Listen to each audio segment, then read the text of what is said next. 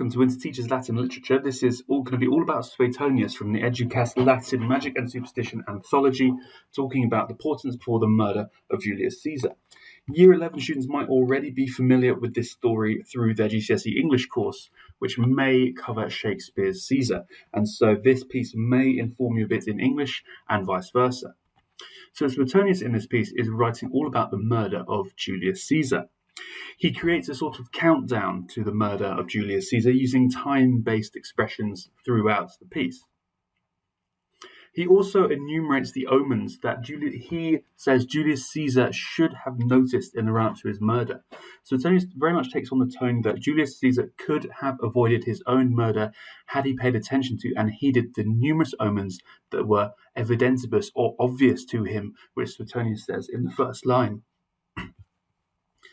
One of the omens that Caesar sees is none other than a kingbird, which is pursued from a nearby woodland into the Senate House of Pompey, where it is promptly torn apart by birds of all other types on the spot. This is a very clear and obvious omen, with a certain symbolism being that Caesar was the kingbird and the various other bird species were the senators. And so this was perhaps one of the more striking metaphors and omens that Caesar had become aware of, that he could have used to alter his behaviour and potentially changed his fate. So we're told throughout the numerous spooky omens that happens to Caesar right up until the moment he enters the Senate House. But the key question remains, why did the senators want Julius Caesar dead? Ancient historians on the OCR Ancient History course may already have some insight from the King's Unit as to why this might be. Let's give a bit of context. So, before Rome was a republic and before it had emperors, it had kings, a lesser-known sort of semi-mythical part of ancient history. The first kings had been elected by the people, kings like the legendary founder of Rome, Romulus, Numa Pompilius, who was mostly religious in his priorities, and Tullus Hostilius, who it is said is just as warlike as Romulus, but at least they were all chosen by the populace and ratified by the Senate. However, as time went on, the kings became increasingly tyrannical, and the most notable change is that rule was handed down dynastically in families rather than changing due to the choice of the people. As a result, the king's behaviour grew increasingly worse until you get to the seventh king, Tarquinius Priscus, who was responsible for the sexual assault of a noble woman called Lucretia. This crime was considered so bad that he was swiftly booted out of Rome, starting what's called the Wars of Independence. So this is why the word king has become a dirty word for the Romans at this point. And so when they hear that Caesar is styling himself as a king, they think that they must avoid that eventuality by all means necessary.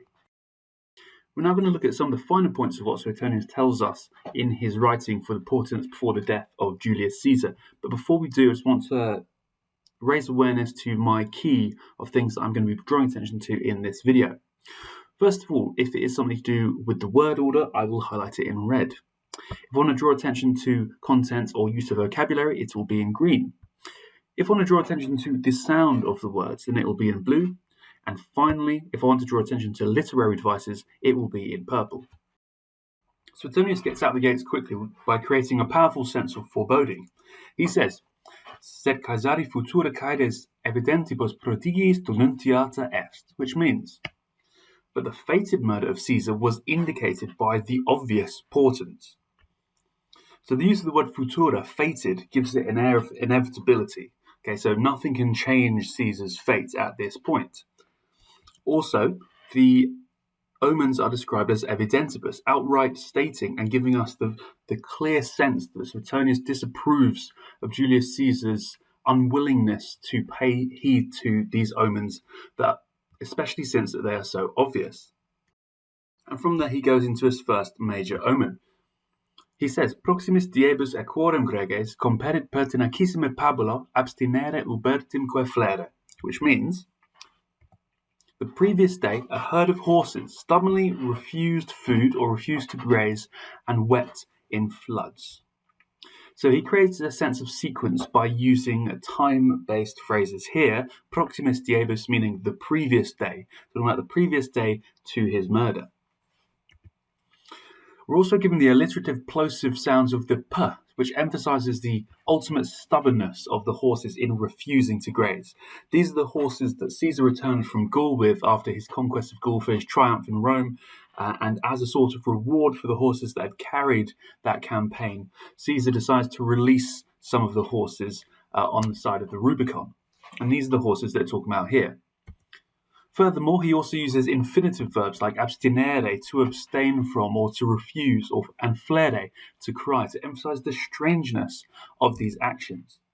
Horses need to eat for something like 16 hours per day if they're going to maintain positive gut health, and also they do not cry as a matter of routine. They will cry only in response to something going into their eye in order to wash it out.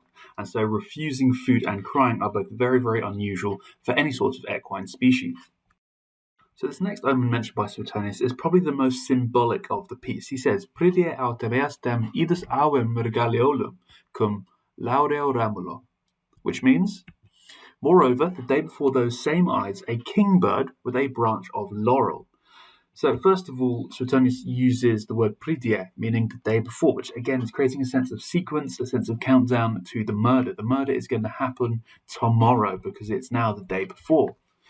He also says, "Iasdem idus," which means those same ides, a sense the murder will happen because he's not kept religious law. It was a religious writ for no official governmental or political business to occur on the Ides of March, which was a religious festival set around for about 15th of March, about midway through. So no official business was to happen on this day unless given the express consent of the gods, which, as we can tell so far, is not forthcoming.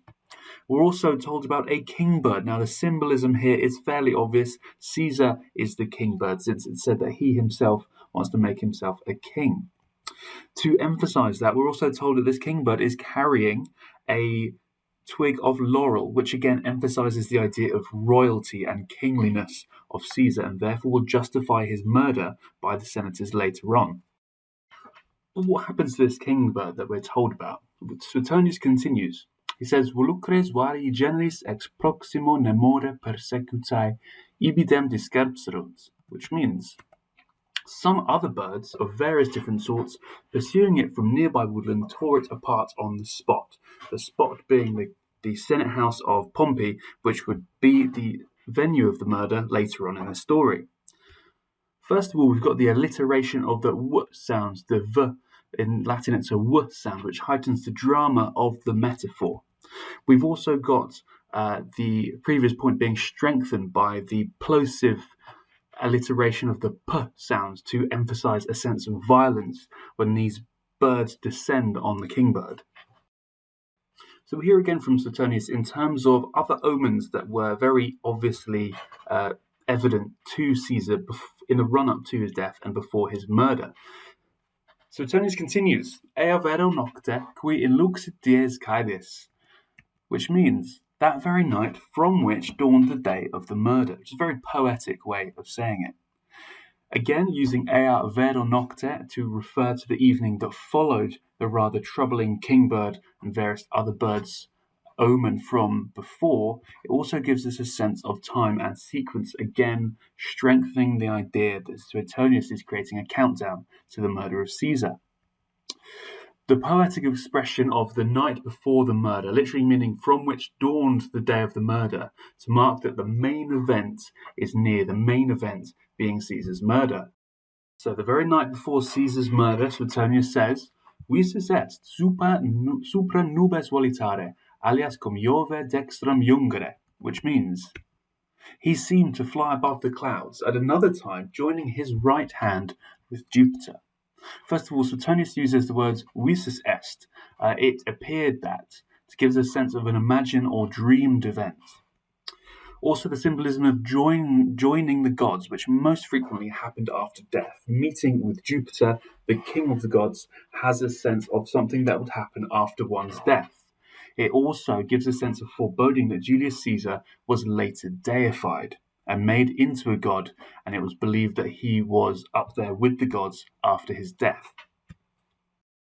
But it's not just Caesar that is having weird visions and dreams in the run-up to his murder the next day.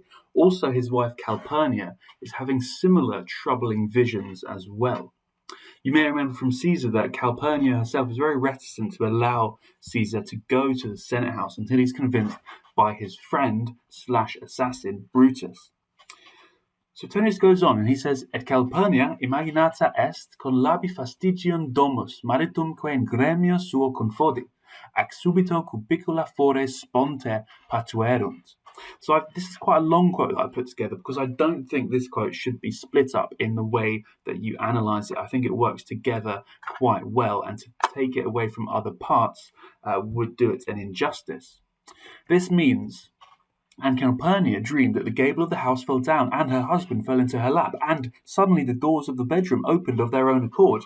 The way I read this, and perhaps the intention as well, is this reads as, first of all, quite a long sentence, and that adds into the effect of it becoming quite breathless and all of the and quite frantic of all of the things that Calpurnia has seen or imagined in her dreams.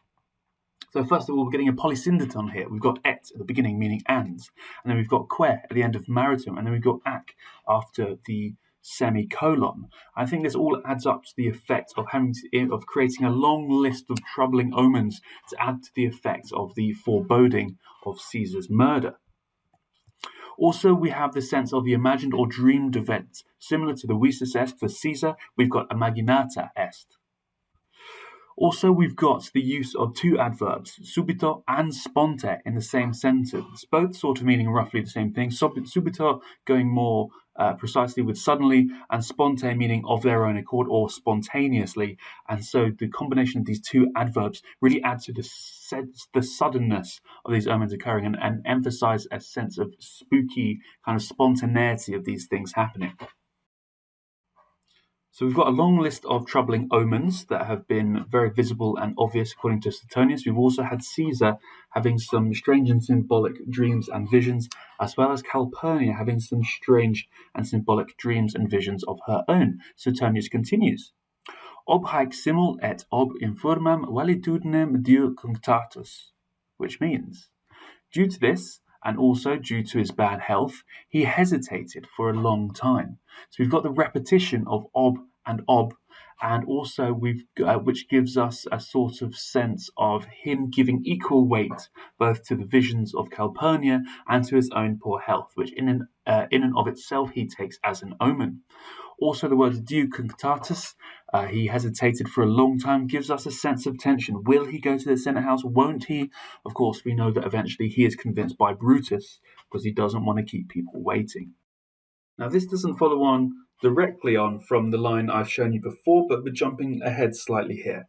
Suetonius says, Libellumque insidiarum indicem ab obvio quodam porrectum libelis citeris, quasi mox lucturus commiscuit, which means, and a document giving information about the conspirators handed to him by a bystander, he put with some other documents which he was holding in his left hand, as if intending to read them soon. So intending to read them, but never got round to it. Again, we have a sentence of considerable length here, and the idea is to add to the tension of, will Caesar meet his inevitable demise? He has the chance to clutch his life back from the hands of destiny here. However, he never gets round to reading the document handed to him by the bystander, and so he walks to the Senate House to his death.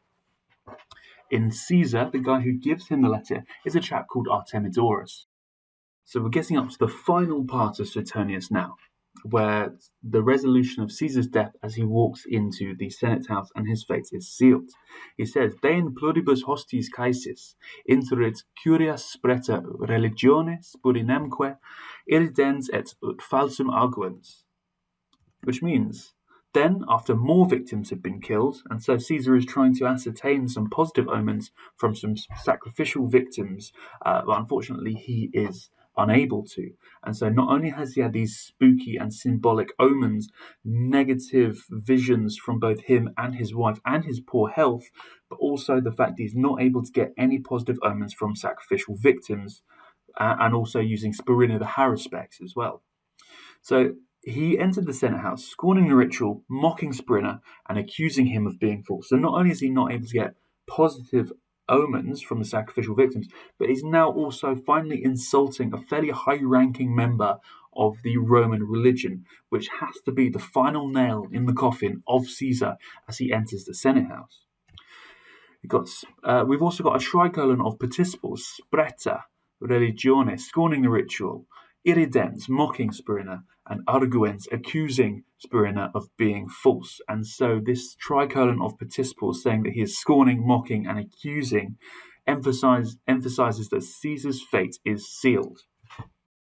So what's the overall message of Suetonius? He's given us, as best he can, a historical account of Julius Caesar's death. First of all, it's worth noting the sort of history that Suetonius wrote, and often it'd be a cobbled together of second-hand sources. However, regarding that, he does take on a rather disapproving tone of Caesar, saying from the outset that these omens were obvious, they were easily readable, and it's not necessarily as if Caesar was unable to heed these omens, but it's more that he was unwilling, and he would soon pay for his prideful behaviour. He enumerates the omens that show that Caesar may meet his end soon, and therefore emphasizing the fact that Caesar is unwilling to see the truth.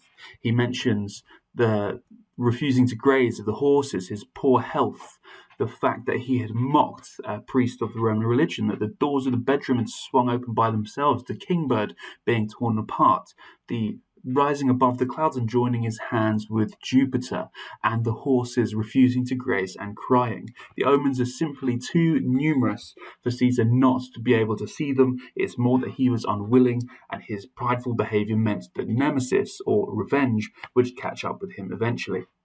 We have to believe that Suetonius was very much in the camp of believing that magic and superstition was real, and that these things were messages from the gods sent as a warning or an omen to Caesar and the people surrounding Caesar, informing them of what was about to happen.